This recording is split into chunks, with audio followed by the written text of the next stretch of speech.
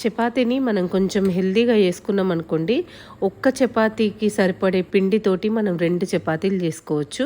దాంతోటి మన డైట్ కూడా డిస్టర్బ్ కాదు. 2 చపాతీలు తిన్నామన్న సాటిస్ఫై తోటి మనకు కూడా కడుపు నిండిన ఫీలింగ్ ఉంటుంది. దానికోసమైతే మనం ఒక చపాతీకి సరిపడే పిండి తీసుకొని దానికి ఈక్వల్గా క్యారెట్ తురిమేసేసుకోవాలి. దాంట్లో కొంచెం వాము సాల్ట్ వేసుకొని మంచిగా పిండి కలిపేసుకొని పెట్టుకున్నాం అనుకోండి, చూసారా మనకు 2 చపాతీలకు సరిపడేంత సరిపోయింది. అంటే ఒక చపాతీ ఏమో క్యారెట్ తోటి తింటున్నాం మొత్తము, ఇంకొక చపాతీకి సరిపడా పిండితోటి తింటున్నాం అన్నట్టు.